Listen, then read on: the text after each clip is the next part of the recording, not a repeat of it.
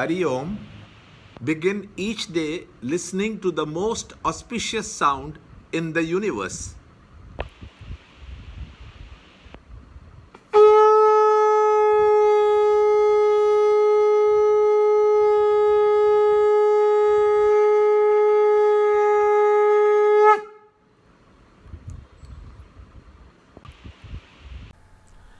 Yoga of Liberation through Renunciation, Chapter 18, Shloka 55 and 56. By devotion, he knows me in essence, what and who I am. Then, having known me in my essence, he forthwith enters into me, the Supreme. Chapter 18, Shloka 55. Bhaktya mam abhijanati yavan yaschasmi tatvatah tato mam tatvato jnatva vishate tadanantaram.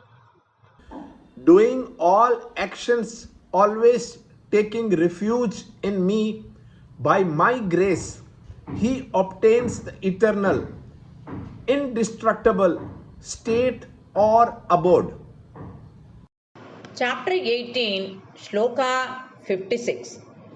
Sarvakarman abhisada kurvano madvyapashrayah matprasadat avapnoti shashvatam padam avyayam. Chapter 18, Shloka 55 and 56. In the last few shlokas, it was explained how to develop detachment from the usual channels of dissipation, both in the outer world and the realms within, and strive to identification with the play of the infinite in and through the finite. The next stage of development is explained in this shloka.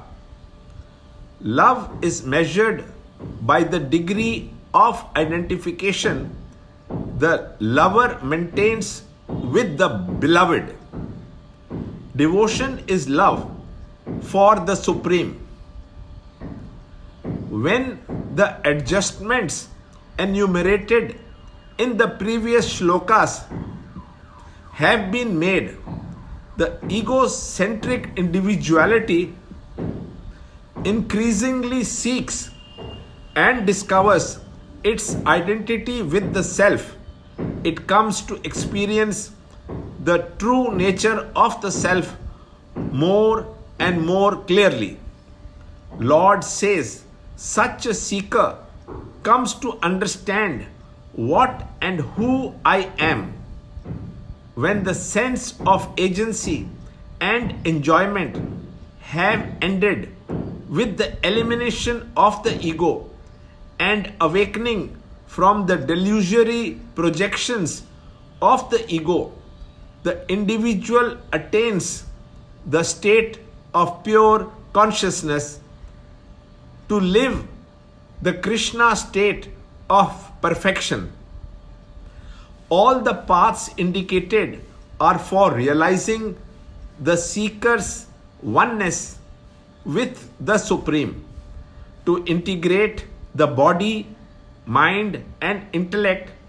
The disciplines of work, devotion, and knowledge were described. Karma Yoga is the discipline at the body level in order to turn the mind towards the ideal.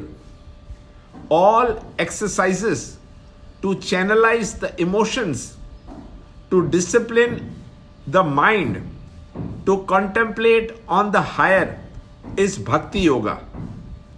And all study and reflection, detachment and meditation practiced at the intellectual level, whereby the mind is lifted to the realm of the silent experience of its own infinitude, is called Jnana Yoga.